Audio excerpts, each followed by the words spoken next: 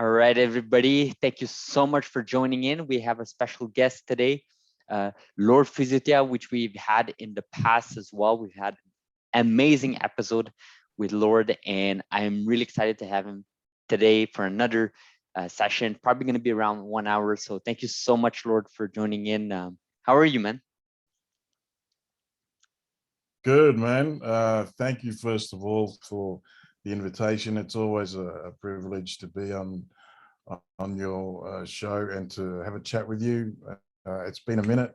You're my Bitcoin bodybuilding brother, so we've got to always make sure we stay in touch, man.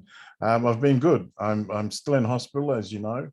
I had surgery a couple of months ago, and I'm still going through the physio rehab process, but it's going well, making progress, so can't complain. Just have to put in, as we said, got to put in the sets and the reps and get that progress. So getting there.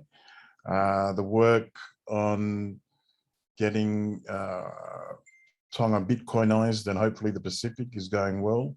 So we'll have a chat about that during the program. There's a few new developments which are really cool that have sort of integrated into the overall long-term plan. We're sort of navigating how they're going to integrate into at the moment, but I think they're going to have a positive long-term effect. So yeah, it's pretty exciting, man. Things are good. Absolutely. And really quick, before we even jump in Bitcoin, Lord, congrats on the blue ticker on Twitter, eh? Oh, That's something new, right? The blue ticker. that's right. People had always told me, how even get your blue check mark? And I'm like, nah. So yeah, I finally did the thing. In your account settings, you go and request verification. And the reason I finally did it was I began getting scam accounts on Instagram pretending to be me and using all my photos and messaging people to get Bitcoin off them. So yeah, I had to report them. So then I need to get verified so that people know it is me, and any other account that's not the check mark one is someone else. So yeah, it's good. It makes it much easier to recognize, and yeah, I guess it's in Twitter world, it's a cool thing. Yeah, I don't know. I think a lot of people will be jealous about this. Like, I know a lot of people have been trying to get that blue check. I know it's just a blue check, but a Right. lot of people like trying to apply for it, getting denied. So I'm really happy you got it. Well deserved, you know. Yeah, thanks, man. Well, I think for us, because I am a public figure, for government officials, they pretty much just give it to you. If you're a government official or you're in a non-profit or some kind of community thing like that, that you just get a check mark because, yeah, they have to make sure it's you, because government officials make statements on behalf of countries and of government. So you can't have some guy pretending to be the president of El Salvador saying he likes Ethereum or anything like that. Talking So, about El Salvador, like you saw that they bought more Bitcoin today. Eh? that's right. That's right. He bought the dip. Naive Bukele's, yeah, he's absolute gangster, man. He's a don. He's been doing great things for his country. About a week or two ago, they announced they're building a new veterinary hospital just from the gains from the Bitcoin Trust Fund, not touching their Bitcoin that they bought for their treasuries, but just the Bitcoin that was in the Bitcoin Trust Fund because of the increase in spot price. They made enough gains to fund a hospital.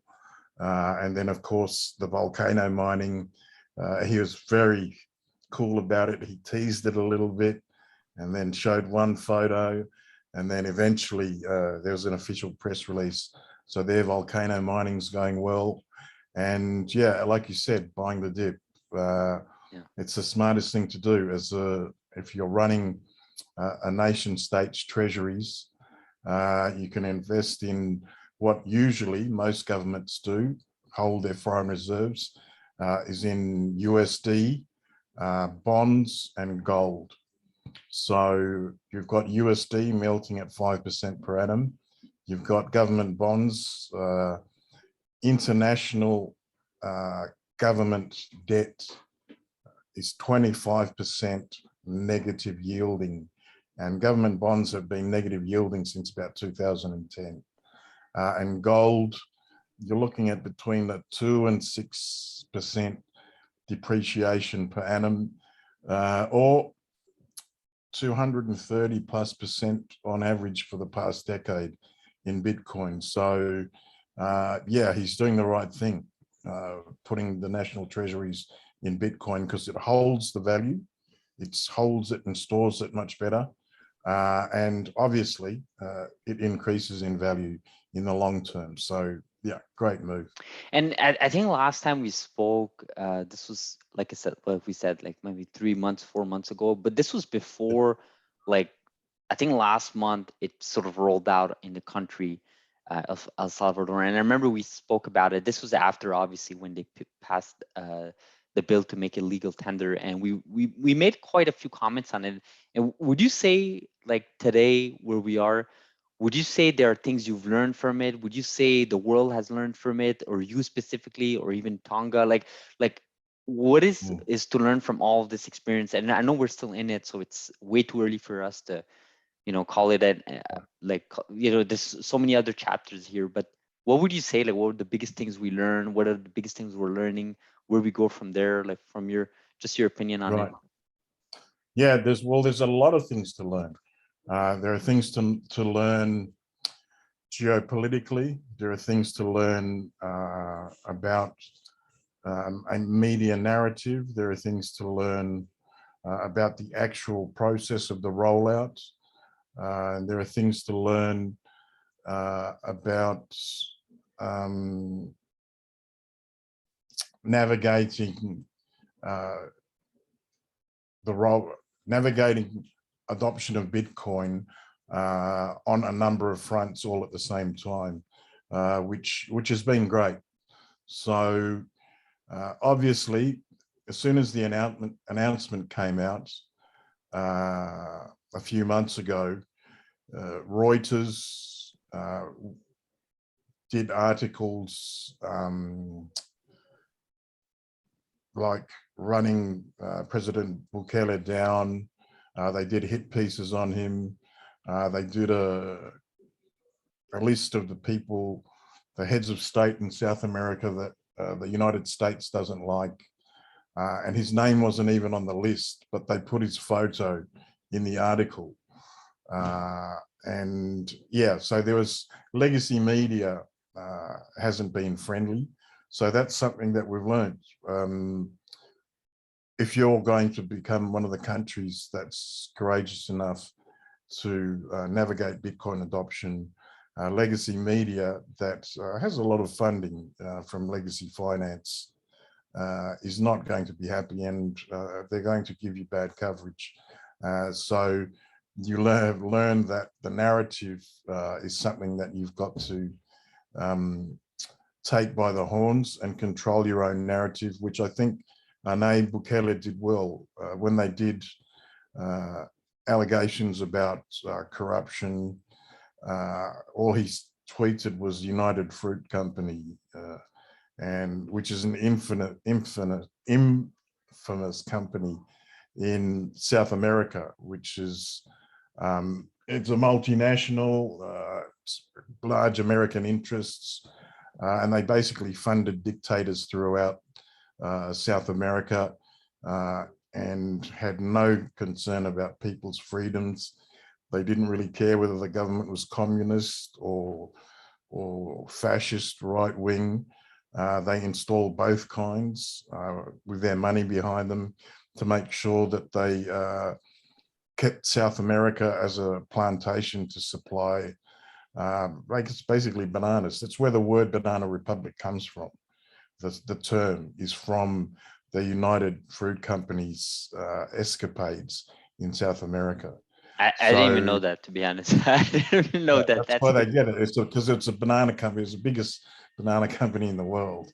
Right. I think the Chiquita ones are now overtaken them, but yeah, back then it was.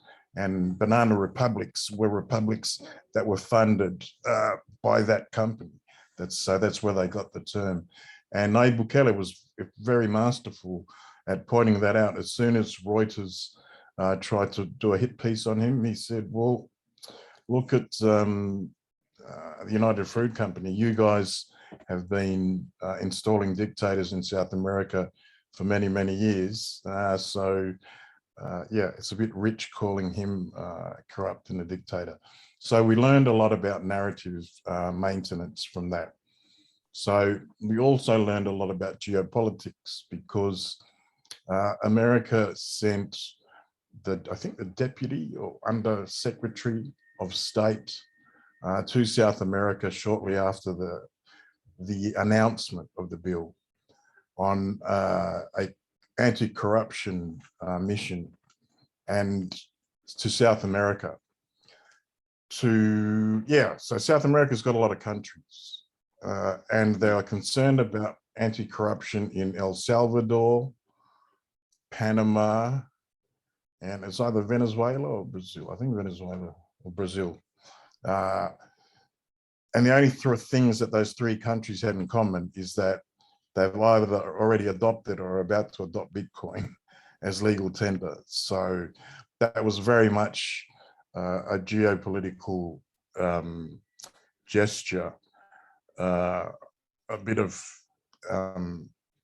flag waving to indicate that, yeah, they're going to push the narrative that Bitcoin is associated with corruption and with crime and with money laundering, which has been the case in some instances. But as anti-corruption is one of my major international parliamentary duties, I'm the chairman for the entire Oceania for the Global Parliamentary Anti-Corruption body, GOPAC. And the biggest currency of corruption and international terrorism, international drugs and crime is cash, fiat. That's how business is done by criminals. So yeah, Bitcoin plays a marginal role in that. So yeah, we learnt how geopolitics is affected by El Salvador's example, what they're doing, and how to deal with those. We also learnt the practical lessons of the rollout. So a number of things become apparent from the rollout in El Salvador. There are a few complaints, and that's good because that shows us that we're able to troubleshoot. So the rollout in El Salvador is Bitcoin adoption 1.0. So when we get to 2.0, there will need to be some bug fixes. So one of the issues was cell phones. Not everyone in El Salvador, especially in the rural areas, has a smartphone. A lot of them still have brick phones, and even the smartphones are older ones which can't download Strike properly or it won't work. So cell phone penetration is crucial. Secondly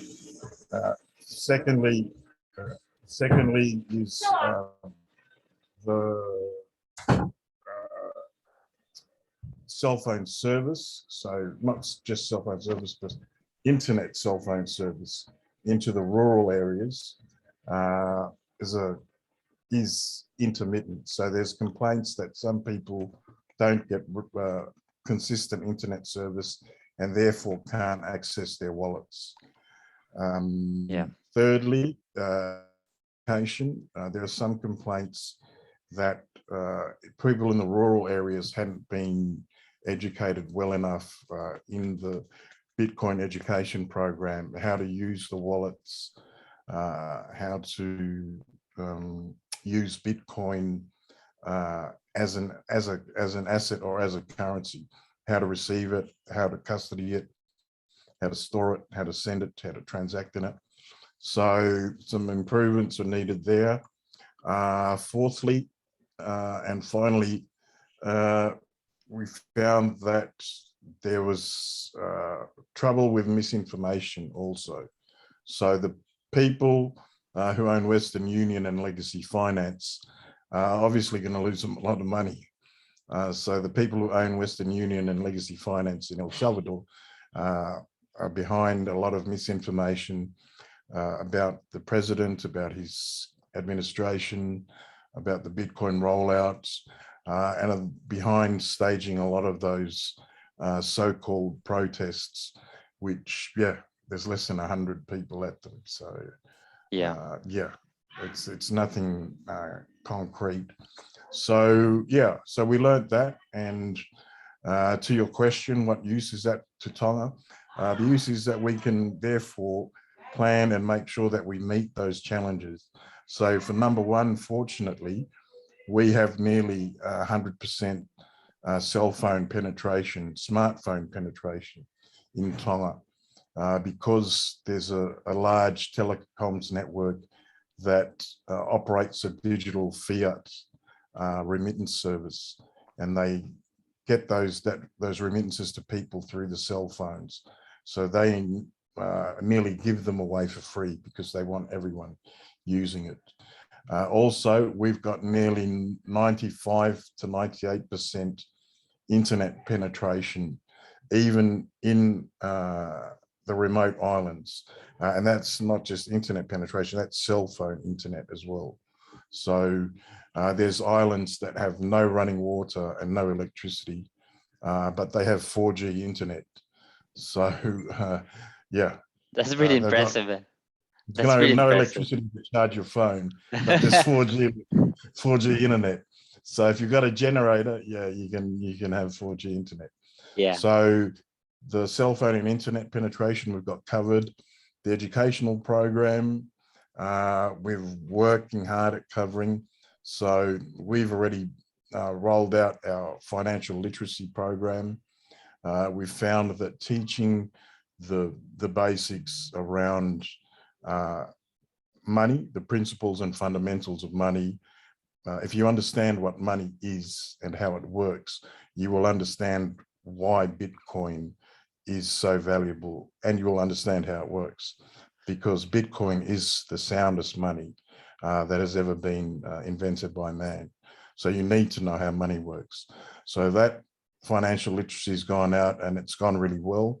My anti-corruption work is involved with a team of civil society volunteers who do workshops for us on anti-corruption in the villages. So I've been able to access that network and use them to do the Bitcoin education. So financial literacy, and then we've already got to, we're 2 more stages, but we've got 1 down, there's still another to go. We're midway through rolling out Moon wallets and Wallet of Satoshi usage. So we found the easiest way to teach people how to use Bitcoin is to have Moon wallet, Wallet of Satoshi, a Lightning wallet that is non-KYC, so they can download it in less than a minute, and you can hit them with 20,000 sats within 30 seconds. So under 2 minutes flat, they've got a wallet and they have Bitcoin in their hands. I And think that's mind-boggling for people, right? It looks simple, 100%. but like when people see it in action, right? You have an app on your phone, like it's not something revolutionary, like in terms, it doesn't require another hardware. It's literally just an app, but everything behind it is so revolutionary. Like the idea that you can transact from peer to peer, 100%. almost literally no fees, right? And basically gets it instant, right? I got Wallet of Satoshi, and I got my I received the Bitcoin through the Lightning Network like almost Yeah. instantly. Like honestly, I just blinked my Well, eyes like that's 4 or 5 times. why Bitcoin on the Lightning Network is such a perfect solution for somewhere like El Salvador or us in the emerging markets, because it's cross borders internationally, so we can use it for remittances instantly, effectively for free. So by the time I press it on my phone, I press send. By the time it says send, you've already got it. I've had FaceTime tests where the receiver, it says received on their phone before my phone even says sent. It is that quick. It's amazing. And I did it with some of our Tongan community last week, which I'll expand on later, who are doing Bitcoin mining. And they're doing Bitcoin mining, but they'd never used Lightning. So I showed them Lightning and they were amazed that in less than 2 minutes, I said, download this app. And they went, yeah. And I said, copy and paste me that code. And they went, yeah. And they went, so what's next? And I said, look at your phone. And they went, what? And they looked at their phone and they go, where'd that $10 come from? Wow. Because remember, Wallet of Satoshi and Moon Wallet have a consolidated on-chain Lightning and dollar balance. It's all in one, so you can see it. So he's like, where'd the $10 come from? I said, I just sent it to you while you're talking. And he's like, holy smoke. So yeah, that was a great thing to see them actually seeing Lightning work, how they can use it. And then you can see their eyes ticking over and you can see them thinking, this is going to be great for sending money home, because all of them are used to spending so much in Western Union fees. Yeah, So we talked about that, the even in Tonga specifically, the remittance, like that's all right. the fees, like you mentioned the Western Unions of the world, like they're getting hammered like through Bitcoin being expanded on in El Salvador, for example, but just in other regions, right? Exactly. It's just amazing. Like, yeah, I really think I will definitely talk to you about the Tonga mining. I'm curious. I want to ask you about that later, but I do want to go back to something you said, Lord. You mentioned legacy media, right? And we already Right. spoke about this last time, but legacy media, you already know my opinion on it. I think everything and anything they do, it's with the wrong incentives, citizens, right? They're paid by ads, and usually those companies that pay them ads are usually dirty oil companies or insurance companies, or even the Western Unions of the world, right? That wants your Exactly. money and wants your hard-earned money. So my question to you would be, like, going back to that question, like legacy media, being on Twitter, right? Being on Right. different social media platforms, giving the power Mm. back to people. Do you feel, especially with the latest news, especially like a few weeks ago, Bitcoin basically Lightning Network on Twitter, you can transact on Twitter. Like, give me some color on that. Like, what are your thoughts on that? Like, what do you think social media role is with Bitcoin, specifically now with Twitter, Lightning Network, Jack's role here? Obviously, Jack, CEO Yeah, of it's Twitter. great. Twitter, social media in general, changed the paradigm, because it meant, for me in particular, because of my profession, it meant that politicians could connect directly with the voters without any distortion from the media in between. So whatever your message is, whatever your platform is, you can get it directly to your voting public and they can see it in real time. And therefore that disempowered legacy media to a large extent. And they're not too happy about that. Obviously, it changed their entire business model. And in doing that, they've had to find new ways to get eyes on their content. And that's where clickbait was born. So they'll print or publish online pretty much anything to get clicks. So yeah, you have to ensure that your presence in social media navigates through that. And if you're a public figure, you have to remember to be responsible on social media, because people will take your words often at face value sometimes, but may misinterpret them, and things can get out of hand. So yeah, it's something to be responsible about, especially because you can connect directly with the voters. But it's also a really positive, powerful tool, because that means that they can give you their feedback directly as well. So whatever voters are feeling, they tell you straight. And yeah, I've had some interesting discussions on Twitter and dialogues.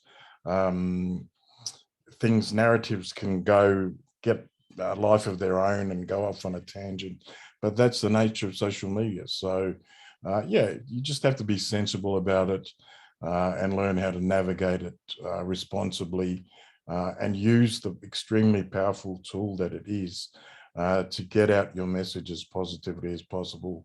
And for Bitcoin, for instance, we've been able to get a lot more international attention on Bitcoin adoption in Tonga and the Pacific than would otherwise be without social media. So a lot of the legacy media coverage has come because they've seen things on social media. And then you would have seen there's been a lot of legacy media content, the Australian Financial Review, ABC News, those interviews that they did with me, and other legacy media outlets. Because of social media, it's brought them along. So with Jack and Twitter, and including Bitcoin tipping, that's provided a whole nother angle altogether, because it's combined the power of social media and a social network. Social networks are meant to connect you with other people over great distances. And we're used to a model of having to remit value and send value over great distances a particular way that goes through a lot of intermediaries and costs a lot of fees.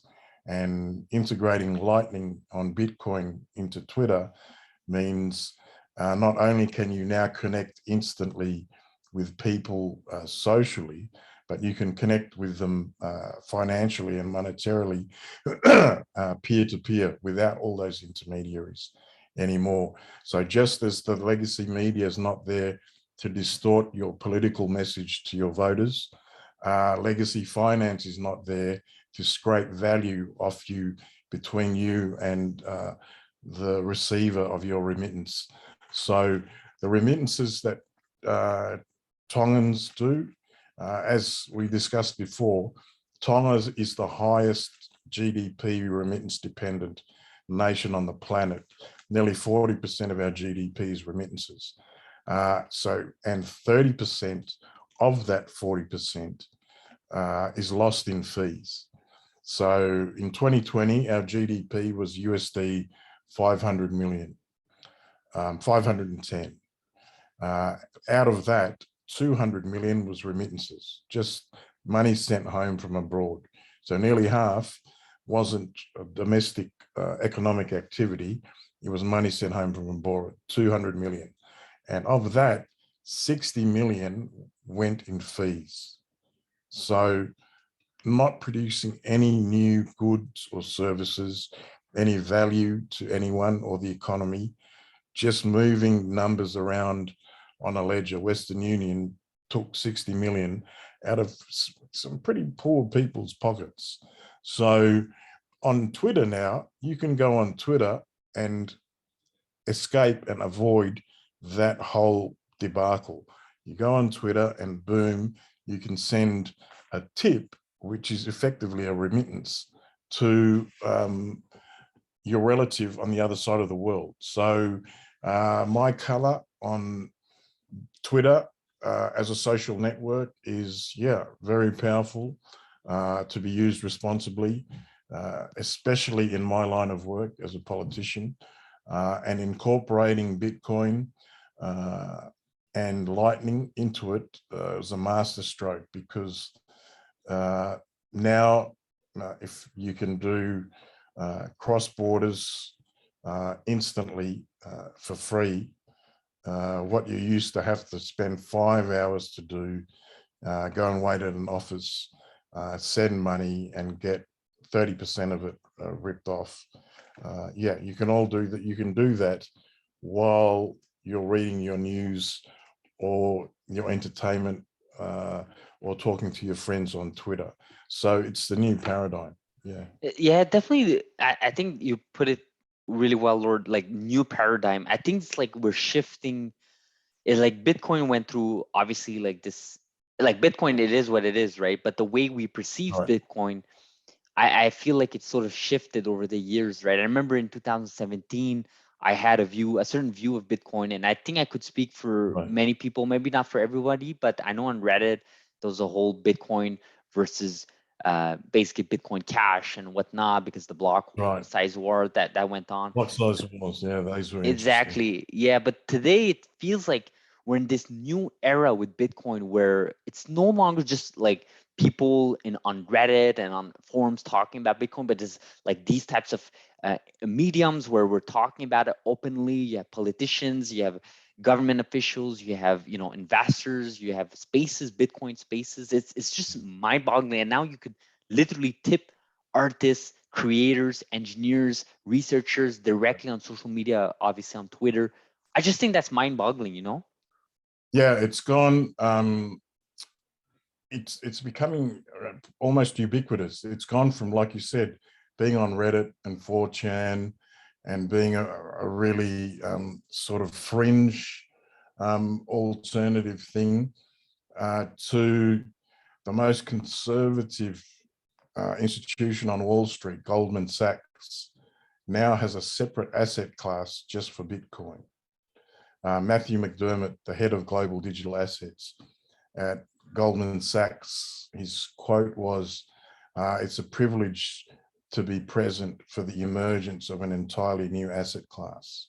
So, yeah, to go from Reddit to that, to being the subject of congressional hearings, senatorial hearings, to being one of the driving forces behind renewable energy now in the United States and around the world, because Bitcoin is incentivized. The ideal Bitcoin model is free electricity, because then all your Bitcoin mining is profit. So free electricity by necessity means renewable electricity. So Bitcoin mining is at the forefront of searching out for stranded energy wherever it is in the world, and also for looking for new ways of producing free and completely clean energy. So it's in the energy sector. As you said, it's in politics, it's in business, it's in social media. MasterCard came out 2 days ago and said they will now be accepting payments in Bitcoin. We've got the biggest companies in the world, Tesla, MicroStrategy's putting billions into it. And of course, we now have countries that have adopted it as legal tender. So, yeah, Bitcoin, both, and I think Jack Mallers is very astute in making that distinction. Bitcoin as the asset, akin to a precious metal, and Bitcoin, the network, are both here to stay and in different roles, which are both divergent and convergent and parallel at the same time, because that's the nature of the asset. It's a multifaceted asset. That's why the SEC says, oh, it's not a security, it's more property. The CFTC says it's property. The SEC says it's an asset. Sorry, the IRS says it's an asset and charges you capital gains tax on it. And law enforcement says it's money. That's why you get KYC AML. So it shows you what that Bitcoin isn't just one thing, and it isn't one thing to one group of people. Bitcoin to an investor on Wall Street is something that holds value well for him as a store of value and will increase exponentially. but to someone in El Salvador, it's a medium of exchange. It's the way he receives a remittance from overseas, and hopefully that will be in Tonga too. So yeah, Bitcoin has shown that it has the capability of being one thing, a peer-to-peer protocol for exchange of value, and also a multitude of things at the same time. And that is a completely new paradigm. There is no money or form of storage or remittance or exchange of value that has had so many properties simultaneously to such an extent, an exponential extent. So yeah, it's exciting to be part of and live during the age of Bitcoin, which is Yeah. now. Yeah, and this opens up the door, and I really want to ask you this because I think last time we sort of talked about it, but we didn't really talk about it. Like the question was, do you own anything else in Bitcoin? That's not the question I want to ask right now. It's more like, what are your views on like basically quote unquote altcoins, right? What are your views on Right. anything not Bitcoin, right? Basically, there's Bitcoin and then there's cryptocurrencies, right? What do you think about them? Like, let our viewers know, because I have some viewers in our channel. Obviously, our channel has grown since we made our first video together. We have new viewers, Yeah. and they're coming into the space and they're asking me questions like, "Hey, Hassan, can I invest in Ethereum? You know what I mean? Can I just buy Ethereum? Can I buy Dogecoin? You know, why stop there? Let's go Shiba coin. I think there's something called Shiba now. I don't even know what it is. What are your thoughts? Like, Was it Shiba Inu, is it? yeah. So, Or like, what are your something. thoughts about all of this? Do you even have like an opinion on it? Like, what's your stance on it? Obviously, reflecting back to Bitcoin. Um, what's my position on Shiba Inu? On alts in general. So for my purposes, there's Bitcoin because my job is as a legislator and a policymaker for a nation state.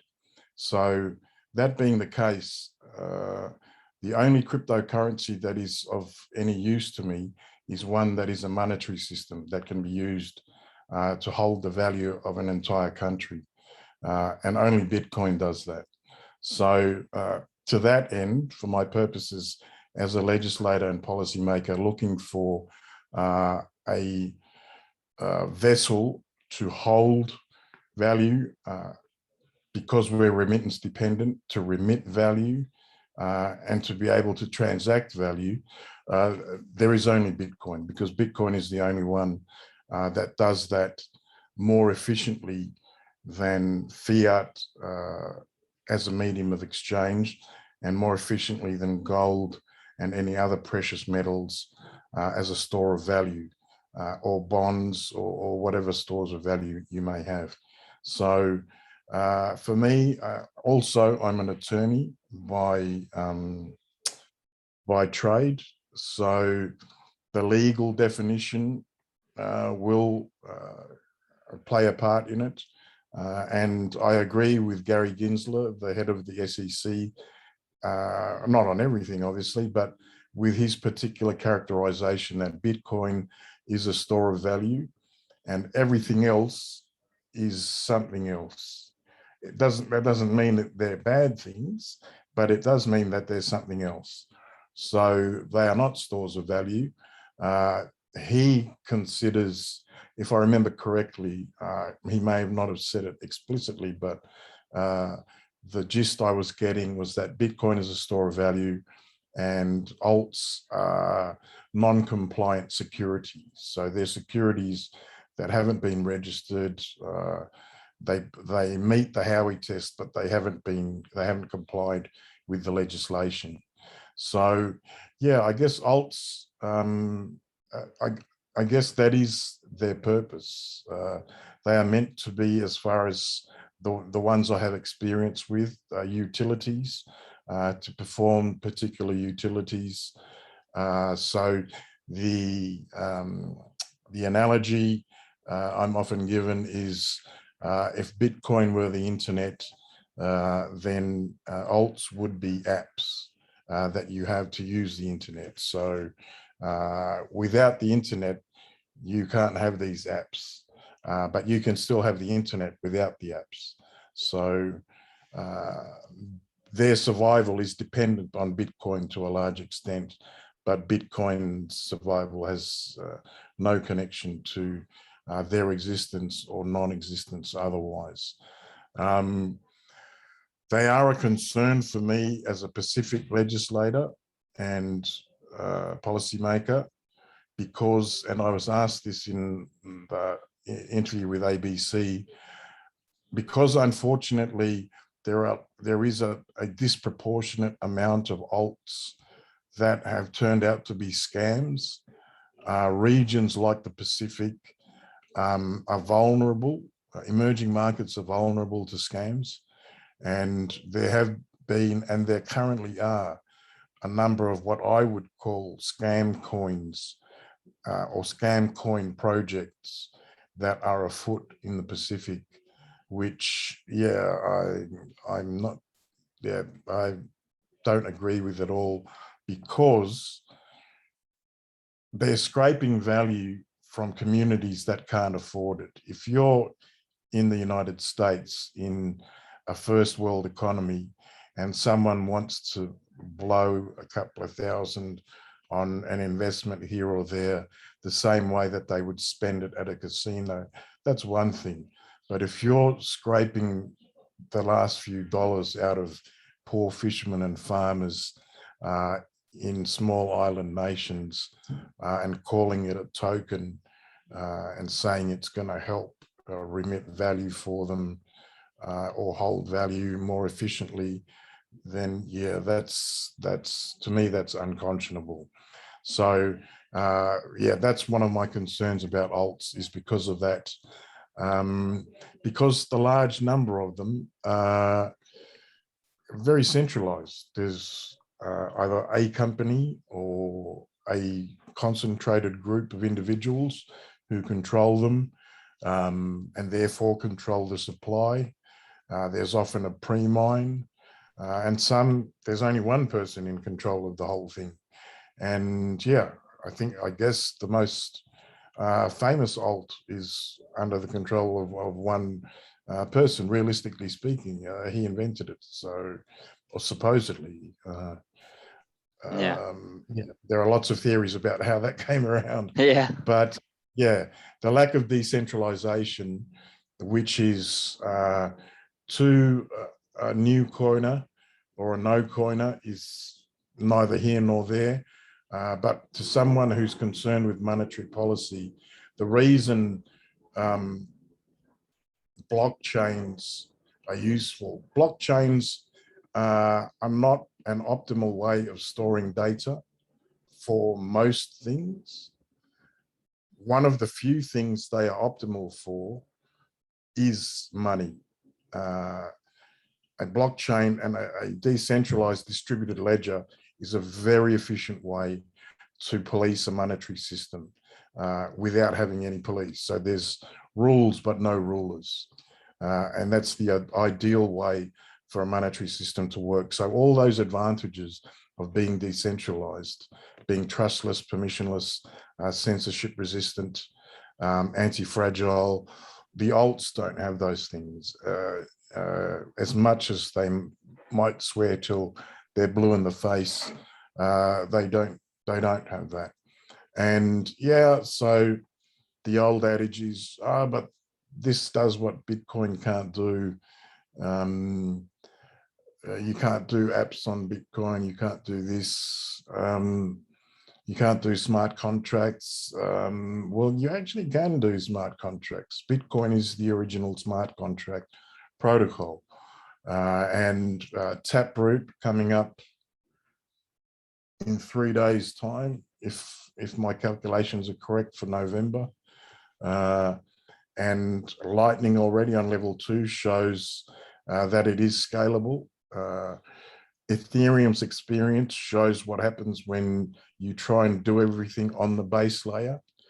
it becomes unwieldy and therefore impractical to be a democratic protocol which anyone can use very cheaply, and anyone can become a part of the network very cheaply, and is able to maintain that fairly easily and for low cost.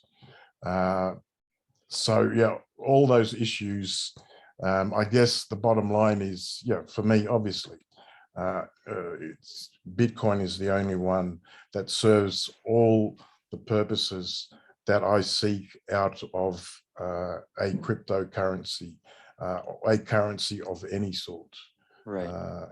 because it does better the roles that fiat traditionally played. Bitcoin plays those roles better. It fulfills the 7 elements of money simultaneously, much more efficiently than fiat does. And it satisfies the elements of a store of value much more efficiently than gold does. So yeah, it's Bitcoin all day, every day. Sure, sure. Yeah, I want to expand that from our last time we spoke. I think we sort of scratched the surface, but I really appreciated this, Lord, because I think it's really important for us to raise awareness and promote Yeah, education about what actually is Bitcoin. And a lot of people are getting into this space every single day. The momentum is that's just right. increasing, and it's really important for us. Maybe it's obvious to you and me, but Mhm. obviously from all these spaces on Twitter, I'm sure you've seen these questions come about. And I think Right. the something I really love is when someone brings up like, they put in X crypto coin, whatever it's called, or could solve, an issue. And then someone comes back, like one of the Bitcoin maxis, whatever you want to call them. They're like, well, why don't you just use a SQL database for that? Why are you creating a new cryptocurrency to That's right. solve this type of problem, right? So it feels like people are just creating solutions to problems that don't even exist. You know what I mean? As opposed to what Yeah, Bitcoin so actually there's is. solutions in search of a problem. Yeah, that's not Exactly. there.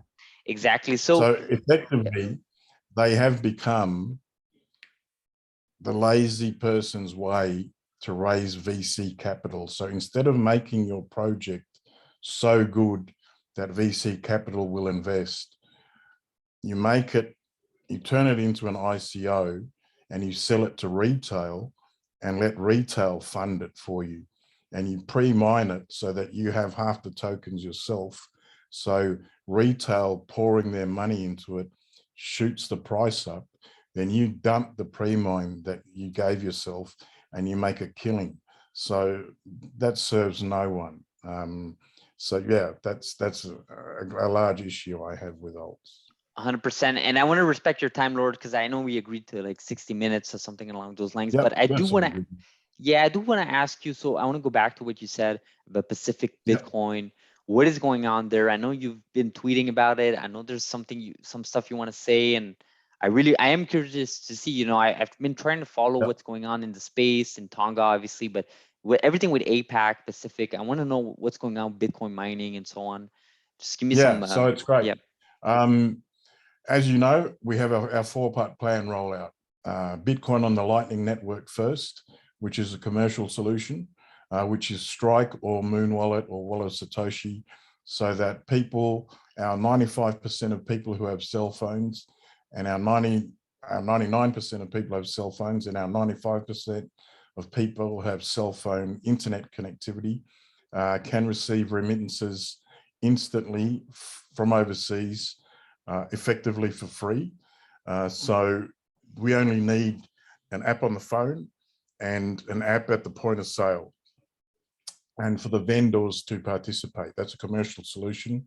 You don't need a rollout of an act of parliament or endorsement from the central bank for that. So to that end, yeah, we're making great progress. I can tell you I've just secured a relationship with a Tongan, is a Tongan guy, who's a very large scale Bitcoin miner. And he's supplying 300 ATMs which we're going to be able to use. So while we're still, because remember I told you last time, in order for Strike to work, I have to get sufficient data from the vendors back to the offer from Jack Mallers for them to be able to roll out cash points like they do in El Salvador. So we haven't gotten all that data yet, but in the meantime, we can just put a Bitcoin ATM there and they can go and cash out into fiat through the Bitcoin ATM if they want. So yeah, we've completely solved any time lag problem with getting the data for vendors now. So now we can go to the vendor, either the vendor can have it at their store, or we can put the Bitcoin ATMs wherever we need to. So in a country of only 100,000 and the main island, the capital, only having about 40,000, 300 ATMs is way too, that's one ATM for nearly every 100 people. For every 100 people, there's an ATM. Yeah. So yeah, that's a more recent development. That was just 2 nights ago, actually. So that was really pleasing because it has been dragging on securing because Strike, in order for you to use Strike has to be rolled out in your country. And Yep. Strike's only rolled out in the US and in El Salvador and the whole planet. So the likelihood of Tonga being the next one is not high. It'll be after Europe, obviously. Jack Mallers was going to go to Europe before El Salvador, but they ended up going to El Salvador first. I think they'll most likely go to Europe next, but we're not now beholden to that timeline. We can use our commercial solution, sending to Lightning wallets right now, because we can roll out the ATMs so that they can use the Bitcoin there or cash out into fiat. So that's been a great development. The next step, as you know, is legal adoption. So that's still in the same position. It has to wait for borders to open for me to get into the country, and has to wait for Parliament to open. And more concern now, it has to wait till I'm fully operational and out of bed and out of hospital. There are concerns that I might have to have a bit of minor surgery before I go. So yeah, we'll have to see what the deal with that is first. So yeah, that means the earliest the bill will get before Parliament is the borders open March and Parliament doesn't rise until early June. Then there's budget for June, then constituency visits, and then government's legislation package. So it wouldn't get to be tabled any earlier than June, July. So that's the adoption part. The mining part, which is the geothermal mining, 21 volcanoes. Each volcano produces 95 megawatts. That's nearly 2,000 megawatts. Our population of 100,000 only needs about 150 megawatts to service the whole country. So if our Bitcoin mining, if we ran a rig for every family in the country, that'd still be only another 200 or 300 megawatts. If we ran a Bitcoin mining rig and a data center in a 40-foot container, they have these pre-built. Half of it, 20 foot of it, is a Bitcoin mining rigs, plural. So a bunch of ASICs. You'll have about at least 400 to 800 terahash in half the container. Then the other half is a data center.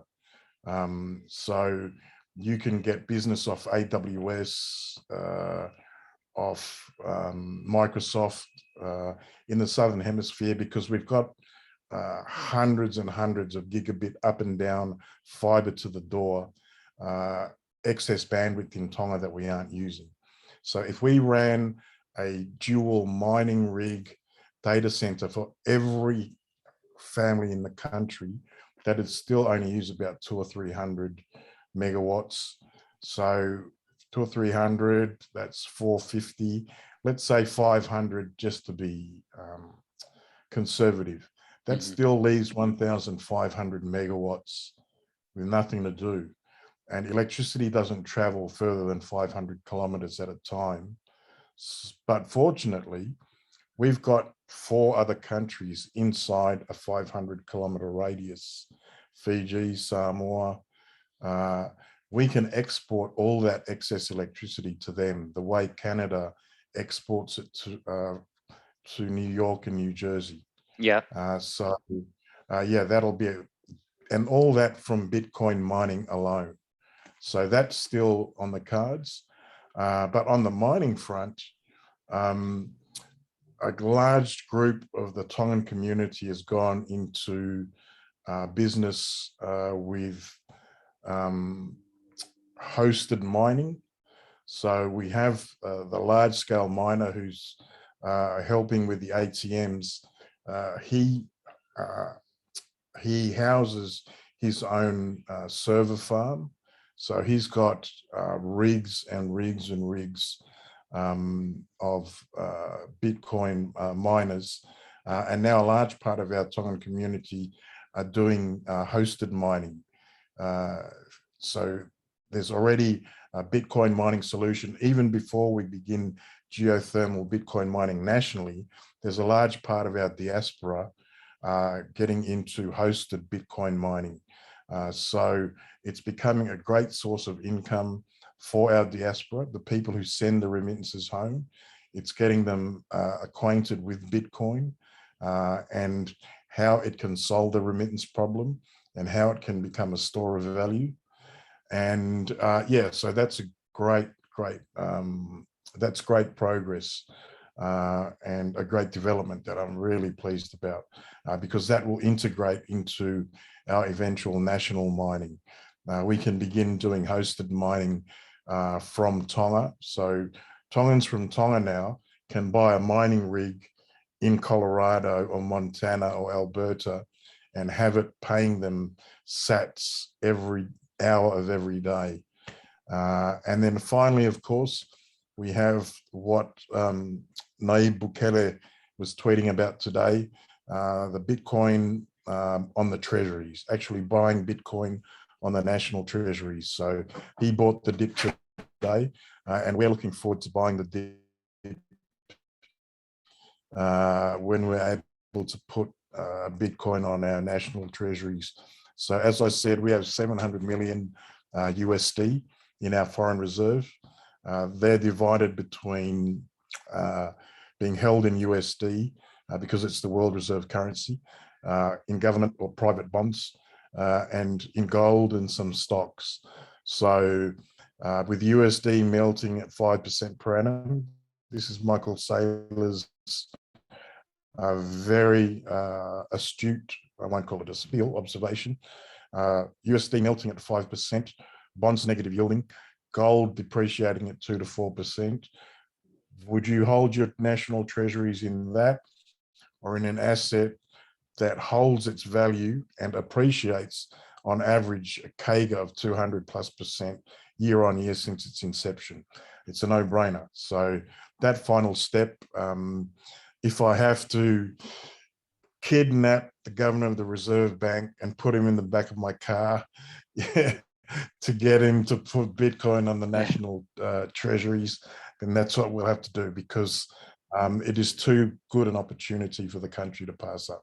Absolutely. And there's a lot of people that actually need this to happen, right? Like, obviously, like you said earlier, like a typical American may not see the big need for like Bitcoin, but then you have the bankless, right? Those I think it's like 80 million in Mexico. 80 million Mexicans don't have bank accounts or credit cards. I think 40 million in Brazil alone. Exactly. That's a lot of numbers. Those numbers are big So, numbers. Like, yeah. So Bitcoin adoption will be, in my belief, my estimation, you can quote me on this, the global adoption of Bitcoin in the next 10 years will be driven by Bitcoin adoption on the Lightning Network in emerging markets. So all those countries you talk about, they add up to about 4 billion people. Now, 2 billion of them are unbanked. So Bitcoin on the Lightning Network is the only way they get participation in the financial system in any way that gives them an opportunity to store and remit value efficiently. It's the only way. So you can quote me. For the next 10 years, Bitcoin on the Lightning Network in emerging markets will drive global adoption purely because of the volume of numbers. There's so many, 4 billion people. That volume of numbers is going to have a significant effect, and it's going to help drive the commercial price, the liquidity in the first world up as well, in my belief. So yeah, absolutely. 100%, 100%. I got two more quick questions, Lord, before we Yep. end this, if you don't mind. So Yeah. I think we scratched the surface last time, but obviously we'll have to skim it. But what are your thoughts on China then? China basically saying no to Bitcoin. Do you Yeah. have any input on it? Do you have any opinion you want to share? Yeah. So China has publicly banned Bitcoin mining, and they've now banned any cryptocurrency transactions on any of their banking networks. They've advised all their banks, if they find any transactions that are that seem like cryptocurrency, then they've got to clamp down on them. So yeah, there's obviously a geopolitical narrative behind it. China believes that the 21st century is China's century. The 19th century was the British Empire. The 20th century was the century of American imperialism, and they believe the 21st century is theirs, and rightfully so. That I'm not saying rightfully so. I'm saying they believe they deserve it to be the case. They have a large rollout of infrastructural rails. So where the World Bank and the GDP used to heavily influence emerging market countries in sub-Saharan Africa, South America, the Caribbean, Southeast Asia, and the Pacific, and they turned Africa into a mine to supply extracted minerals, raw minerals to the West cheaply, which they use for themselves, and then they process and manufacture into things and sell them back in at a profit, and trap these countries into import dependence as well as debt. So import dependence from the metropolitan nations, and then debt from the World Bank and the IMF. And they do that with Southeast Asia, the Caribbean, South America, the Pacific, but they turn us into plantations, providing cheap primary produce, and then selling processed manufactured goods back. So China's doing that for themselves now. They're replacing the IMF and World Bank and the Metropolitan West rails into Africa. They have their own mining rails now. There's Chinese cobalt mines in Ghana. There's Chinese gold mines in South Africa. There's Chinese agricultural and fisheries, aquatic interests in the Pacific, agricultural interests throughout the rest of the emerging markets. There are 17,000 at any time IUU, illegal, unreported and unregistered Chinese fishing boats in the Pacific, illegally fishing out tuna. And they serve as the fleet for the triads to bring human traffic and China white down from China through Southeast Asia into the Pacific and up to the American West Coast, and often cartel, Juarez, Cali, Sinaloa cocaine back the other way.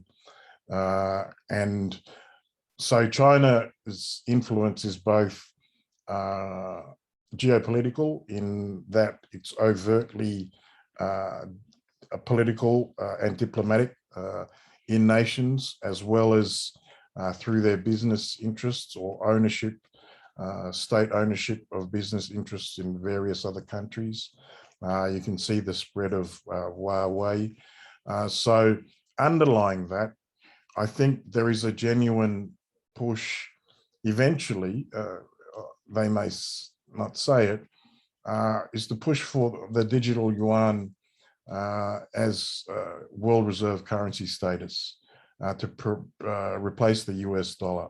And if all those infrastructural rails and economic rails, geopolitical and military industrial rails, they've got their tentacles spreading out throughout the earth, then that's not entirely impossible. They're working obviously to get the digital yuan rolled out domestically. They've pretty much flooded Beijing with new ATMs over the past year to force people to use the digital yuan. But also, I think something to note is that geopolitics, people that have heard me on Spaces have heard me make this observation before. Geopolitics is not a binary game. So it's not all either or. Just because China banned Bitcoin mining and Bitcoin mining companies doesn't mean that the Chinese government doesn't have hundreds of mining rigs mining Bitcoin for the government that we don't know about. So the way that Russia banned Bitcoin mining, and then within the next month, their government imported about 24,000 Bitcoin mining rigs, is a classic illustration that geopolitics is not binary. China banning Bitcoin and China mining Bitcoin, they're not mutually exclusive events. They can both be occurring at the same time. So I think China's position is highly nuanced. I think the extremities of their position I just rolled out for you, but there are a lot more nuances underneath the surface, such as the possibility of state-run mining and buying of Bitcoin behind the scenes could still be possibly going on. Sure. Yeah. I know last time we went in depth with the whole China topic, and you did explain, you put some color into what's going on specifically with China's relationship with Tonga. That's why I wanted to ask you. But the last question I want to ask you, Lord, just to end this, is not really specific to Bitcoin, but more to...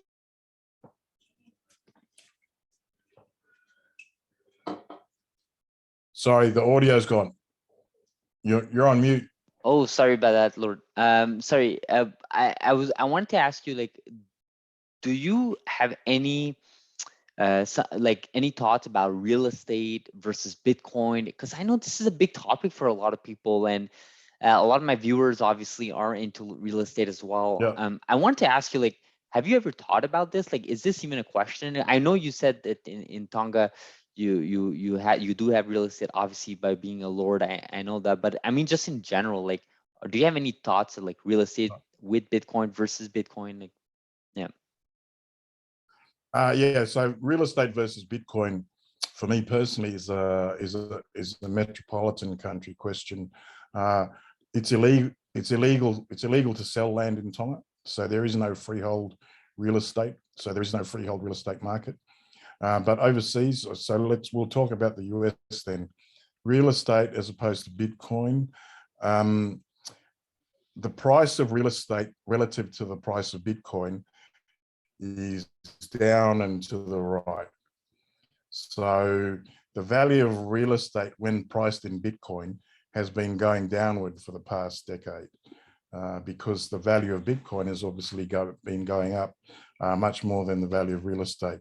So real estate as a store of value is not as good a store of value as Bitcoin at the moment in current market conditions, particularly with the aftermath of 2008 and the global financial crisis, which, as you know, was caused to some extent by a bursting of the housing bubble. So I'm not sure whether people realize how much real estate people like BlackRock are buying up.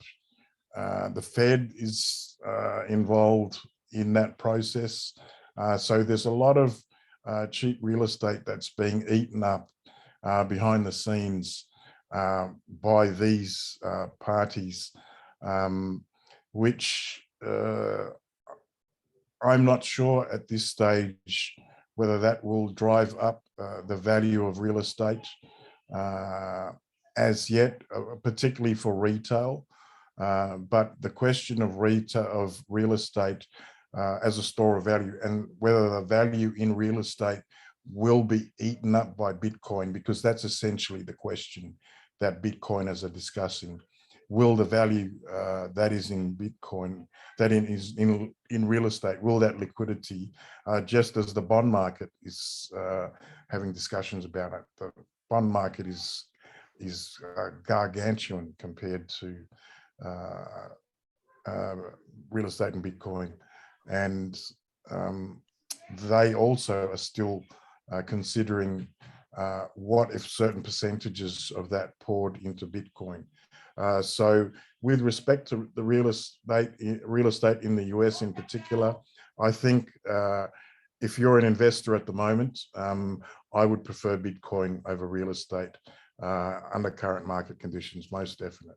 Absolutely, man. Absolutely. And I can say that as a Canadian, we've seen our real estate go bonkers. Like it's just crazy how the government was able to artificially pump the real estate prices since the pandemic began. Right. But again, that's a topic for another day, maybe, Lord. But thank you so much, that's Lord. The thing. Yeah, go ahead.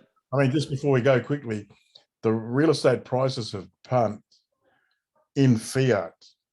In Bitcoin, priced in Bitcoin, the real estate prices are going exactly. down.